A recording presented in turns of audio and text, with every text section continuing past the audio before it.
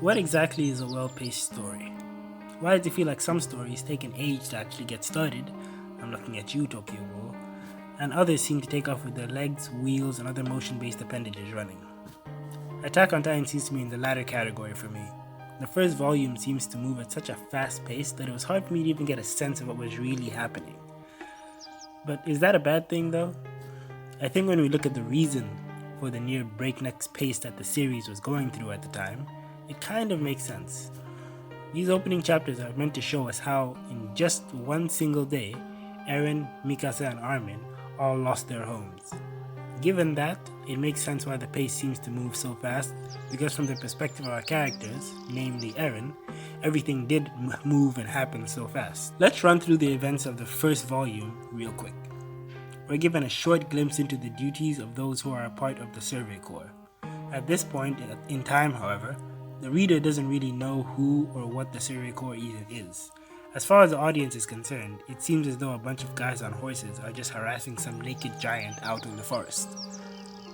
We then move on to Eren and Mikasa out in the middle of a field, followed by Eren being woken up by some sort of a dream in tears. The story then quickly moves on to establish the lives of those living in the walls in fear of the Titans. Eren compares this to being caged like an animal, though the others don't seem to share his beliefs. We then discover that Eren wants to join the Survey Corps, those guys on horseback at the beginning who seem to be harassing a naked giant in the forest. Suddenly, we found out what became of those Survey Corps members who were harassing that naked giant. Turns out they got completely decimated by the naked giant. They come back into the city, hanging their heads in defeat and shame, and the mother of one of the soldiers came to the captain asking where her son is. One of the soldiers brings a cloth with a single forearm wrapped inside it. They tell the mother that this was all they could retrieve of her son, and that ultimately their entire mission was a failure, much to the dismay of the mother and the soldiers. The onlooking citizens of the wall start to scrutinize the Survey Corps, stating that their taxpayer money would be best spent elsewhere, and that since they're safe within the walls, expeditions to the outside are kinda pointless. Eren seems to take some sort of issue with that, calmly disagrees with them on the matter, and throws a rock at someone's head in order to notify them that a calm and rational debate is oncoming. My nonsense aside, the two go home and Mikasa notifies Eren's parents that he intends to join the Survey Corps and venture outside of the walls one day. Eren's mother takes exception to this, while Eren's father seems to show a stark indifference, but then decides that once he's back, he'll show Eren what he has in the basement once he comes back from his workday. I doubt this will ever be important again throughout the entire series. Anyways, Eren then storms off after the fight with his mother, meets his other friend Armin, who was also being bullied for wanting to leave the walls and explore the outer world as part of the Survey Corps. After the encounter, there's a loud noise that shakes the entire town. We finally see the Colossal Titan again.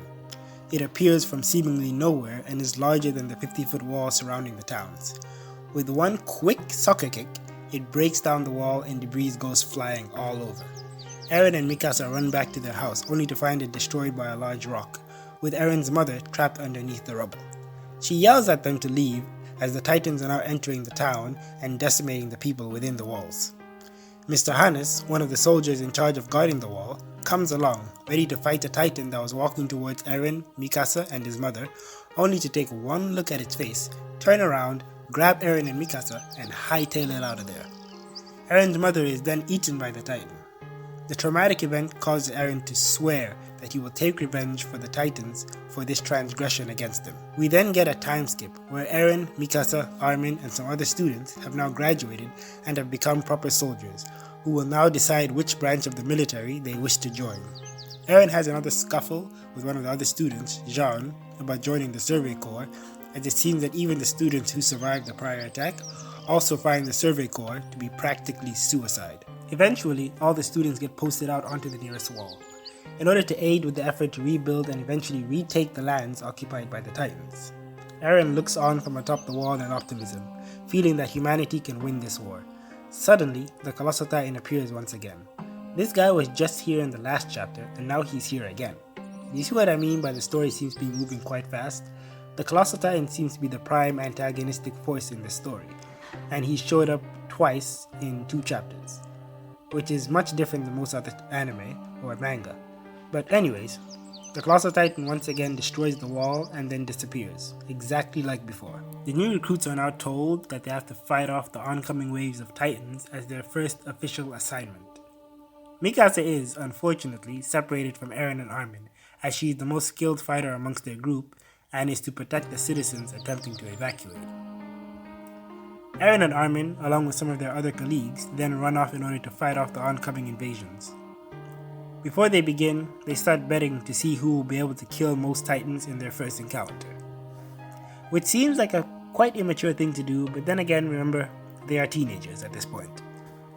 One of their colleagues, Thomas, is then immediately eaten by a Titan. And this prompts Eren to try and rush to his rescue before having his foot chomped off by another Titan. From here on out, the rest of the recruits start getting killed off one by one, with Armin watching, frozen by pure shock and horror, before being approached by a large bearded Titan and eaten. As Armin shouts out, this gives Eren what I can only assume to be a shonen protagonist power boost to get up and grab Armin from within the mouth of the Titan and yank him out, before being quickly eaten himself. This does make me wonder why the Titan didn't just eat Armin after having eaten Eren as well.